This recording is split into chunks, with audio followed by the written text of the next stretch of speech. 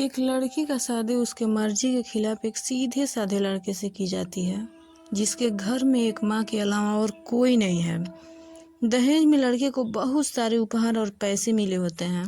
लड़की किसी और लड़के से बेहद प्यार करती थी और लड़का भी। लड़की शादी होके आ गई अपने ससुराल। सुहाग रात केवल लड़का दूध लेके आता है तो दुल्हन सवाल पूछती है अपने पति से, एक पत्नी की मर्जी के बिना पति उसको हाथ लगाए तो उसे बलात्कार कहते हैं या हक। पति: आपको इतनी लंबी और गहरी जाने की कोई ज़रूरत नहीं है, बस दूध लाया हूँ, पी लीजिएगा। हम सिर्फ आपको शुभ रात्रि कहने आए थे, कह के कमरे से निकल जाता है। लड़की मन मार के रह जाती है, क्योंकि लड़की चाहती थी कि झगड़ा हो ताकि मैं इस गंवार से पीछा छुड़ा सकूं। है तो दुल्हन, मगर घर का कोई भी काम नहीं करती। दिन भर ऑनलाइन रहती और न जाने किस किस से बातें करती। मगर उधर लड़के की माँ बिना शिकायत के दिन भर चूल्हा चौका से लेकर घर का सारा काम करती, मगर हर पल अपने होठों पर मुस्कान लेके फिरती। लड़का एक कंपनी में छोटा सा मुलाजिम है और बेहद ही मेहनती और ईमानदार। करीब महीने भर बीत गए मगर पति पत्नी अब तक साथ नहीं सोए। वैसे लड़का बहुत शांत स्वभाव वाला था, इसलिए वह ज्यादा बातें नहीं करता था। बस खाने के वक्त अपने पत्नी से पूछ लेता था कि कहाँ खाओगे, अपने कमरे में या हमारे साथ। और सोने से पहले डायरी लिखने की आदत थी जो वह हर रात को लिखता था। ऐसे लड़की के पास एक स्कूटी था, वह हर रोज बाहर जाती थी पति के ऑफिस जाने के बाद और पति के वापस लौटते ही आ जाती थी। छुट्टी का दिन था, लड़का भी घर पे ही था, तो लड़की ने अच्छे भले खाने को भी गंदा कह के माँ को अपशब्द बोल के खाना फेंक देती है। मगर वह शांत रहने वाला उसका पति अपने पत्नी पर हाथ उठा देता है, मगर माँ अपने बेटे को बहुत डांटती है। इधर लड़की को बहाना चाहिए था झगड़े का, जो उसे मिल गया था। वह पैर पटकती हुई स्कूटी लेकर निकल पड़ती है। लड़की जो रोज घर से बाहर जाती थी वो अपने प्यार से मिलने जाती थी। लड़की भले टूटकर चाहती थी लड़के को, मगर उसे पता था कि हर लड़की की एक हद होती है जिसे इज्जत कहते हैं। वह उसको बचाए रखी थी। इधर लड़की अपने प्यार के पास पहुंचकर कहती है, अब तो एक पल भी उस घर में नहीं रहना है मुझे। आज गंवार ने मुझ पर हाथ उठा के अच्छा नहीं किया। लड़का: अरे तुमसे तो मैं कब से कहता हूँ कि भाग चलो मेरे साथ कहीं दूर, मगर तुम हो कि आजकल पे लगी रहती हो। लड़की: शादी के दिन मैं आई तो थी तुम्हारे पास, तुम्ही ने तो लौटाया था मुझे। लड़का: खाली हाथ कहाँ तक भागोगे, तुम ही बोलो। मैंने तो कहा था कि कुछ पैसे और गहने साथ ले लो, तुम तो खाली हाथ आई थी। आखिर दूर एक नई जगह में जिंदगी नए सिरे से शुरू करने के लिए पैसे तो चाहिए ना।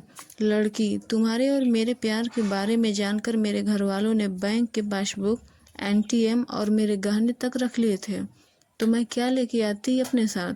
हम दोनों मेहनत करके कमा भी तो सकते थे। लड़का चलाकर इंसान पहले सोचता है फिर काम करता है। खाली हाथ भागते तो ये इश्क का भूत न 2 दिन में उतर जाता, समझी। और जब भी तुम्हें छूना चाहता हूँ बहुत नखरे हैं तुम्हारे, बस कहती हो शादी के बाद। लड़की: हाँ, शादी के बाद ही अच्छा होता है ये सब, और सब तुम्हारा तो है। मैं आज भी एक कुंवारी लड़की हूँ, शादी करके भी आज तक उस गंवार के साथ सो न सकी, क्योंकि तुम्हें ही अपना पति मान चुकी हूँ। बस तुम्हारे नाम का सिंदूर लगानी बाकी है, बस वह लगा दो, सब कुछ तुम अपनी मर्जी से करना। लड़का बोला: ठीक है, मैं तैयार हूँ, मगर इस बार कुछ पैसे जरूर साथ लेके आना। मत सोचना हम दौलत से प्यार करते हैं, हम सिर्फ तुमसे प्यार करते हैं। बस कुछ छोटी मोटी बिजनेस के लिए पैसे चाहिए। लड़की बोली: उस गंवार के पास कहाँ होगा पैसे, मेरे बाप से 3 लाख रुपए, ऊपर से मारुति कार ली है, बस कुछ गहने हैं वह लेके आऊंगी आज। लड़का लड़की को होटल का पता देकर चला जाता है। लड़की घर आके फिर से लड़ाई करती है, मगर अफसोस वह अकेली चिल्लाती रहती है, उससे लड़ने वाला कोई नहीं था। रात को 8 बजे लड़के का मैसेज आता है व्हाट्सएप पे कि कब आ रही हो। लड़की जवाब देती है, सब्र करो, कोई सोया नहीं है। मैं 12 बजे से पहले पहुंच जाऊंगी क्योंकि यहाँ तुम्हारे बिना मेरी सांसें घुटती है। लड़का बोला, ओके जल्दी आना, मैं होटल के बाहर खड़ा रहूंगा, बाय। लड़की अपने पति को बोल देती है कि मुझे खाना नहीं चाहिए, मैंने बाहर खा लिया है, इसलिए मुझे कोई परेशान न करे। इतना कह के दरवाज़ा बंद करके अंदर आती है कि पति बोलता है कि वह अलमारी से मेरी डायरी दे दो, फिर बंद करना दरवाज़ा, हम परेशान नहीं करेंगे। लड़की दरवाज़ा खोले बिना कहती है कि चाबियाँ दो अलमारी की। लड़का, तुम्हारे बिस्तर के पैरे तले है चाबी। मगर लड़की दरवाज़ा नहीं खोलती बल्कि जोर से गाना सुनने लगती है। बाहर पति कुछ देर दरवाज़ा पीटता है, फिर हार कर लौट जाता है। लड़की बड़े जोर से गाना बजाकर रखी थी, फिर वह अलमारी खोल के देखती है जो उसने पहली बार खोला था, क्योंकि वह अपना सामान अलग अलमारी में रखती थी। अलमारी खोलते ही हैरान रह जाती है।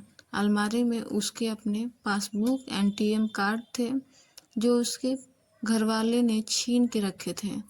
खोल के चेक किया तो उसमें वह पैसे भी ऐड थे जो दहेज में लड़के को मिले थे, और बहुत सारे गहने भी थे जो एक पेपर के साथ थे और उसकी मिल्कियत लड़की के नाम थी। लड़की बेहद हैरान और परेशान थी।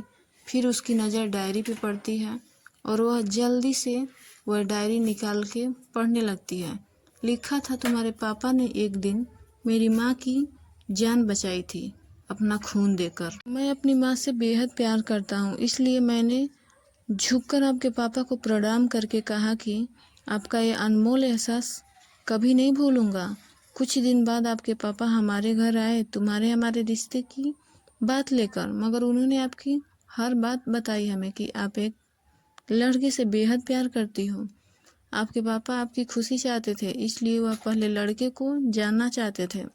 आखिर आप अपने पापा की प्रिंसेस जो थी, और हर बाप अपने प्रिंसेस के लिए एक अच्छा ईमानदार प्रिंस चाहता है।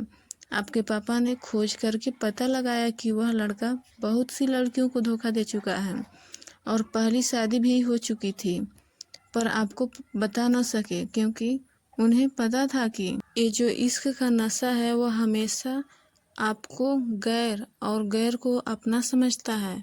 एक बाप के मुंह से एक बेटी की कहानी सुनकर मैं अचंभित हो गया। हर बाप यहाँ तक शायद ही सोचे। मुझे यकीन हो गया था कि एक अच्छा पति होने का सम्मान मिले न मिले, मगर एक दामाद होने की इज्जत मैं हमेशा पा सकूंगा। मुझे दहेज से मिले सारे पैसे मैंने तुम्हारे अकाउंट में कर दिए, और तुम्हारे घर से मिली गाड़ी आज भी तुम्हारे घर पे है, जो मैंने इसलिए भेजी ताकि जब तुम्हें मुझसे प्यार हो जाए तो साथ चलेंगे कहीं दूर घूमने। दहेज इस नाम से नफरत है मुझे, क्योंकि मैंने दहेज में अपनी बहन और बाप को खोया है। मेरे बाप की अंतिम शब्द भी यही थी कि किसी लड़की के बाप से कभी 1 रुपया न लेना। मर्द हो तो कमा के खिलाना, तुम आज़ाद हो, कहीं भी जा सकते हो। डायरी के बीच पन्ने पर तलाक की पेपर है, जहां मैंने पहले ही साइन कर दिया है। जब तुम्हें लगे कि अब इस गंवार के साथ नहीं रहना है तो साइन करके कहीं भी अपनी सारी चीज़ें लेके जा सकती हो। लड़की हैरान थी, परेशान थी। न चाहते हुए भी गंवार के शब्दों ने दिल को छुआ था। न चाहते हुए भी गंवार के अनदेखे प्यार को महसूस करके पलके नम हुए थे। आगे लिखा था, मैंने तुम्हें इसलिए मारा क्योंकि आपने माँ को गाली दी, और जो बेटा खुद के आगे माँ की बेइज्जती होते सहन कर जाए, फिर वह बेटा कैसा? कल आपके भी बच्चे होंगे, चाहे किसी के साथ भी हो, तब महसूस होगी माँ की महानता और प्यार। आपको दुल्हन बना के हम सफ़र बनाने लाया हूँ, ज़बरदस्ती करने नहीं। जब प्यार हो जाए तो भरपूर वसूल कर लूँगा आपसे। आपकी हर गुस्ताखी का बदला हम शिद्दत से लेंगे। हम आपसे, अगर आप मेरी हुई तो बेपनाह मोहब्बत करके, और किसी और की हुई तो आपके हक में दुआएं मांग के। लड़की का फ़ोन बज रहा था जो वाइब्रेशन मोड पे था। लड़की अब दुल्हन बन चुकी थी। पलकों से आंसू गिर रहे थे।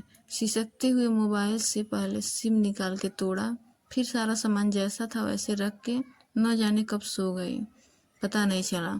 सुबह देर से जगी, तब तक गंवार ऑफिस जा चुका था। पहले नहा धोकर साड़ी पहनी, लंबी सी सिंदूर डाली, अपनी मांग में फिर मंगलसूत्र पहनी, जबकि पहले एक टीकी जैसी साइड पे सिंदूर लगाती थी ताकि कोई लड़का ध्यान न दे, मगर आज 10 किलोमीटर से भी दिखाई दे सकती है, ऐसी लंबी और गाढ़ी सिंदूर लगाई थी दुल्हन ने।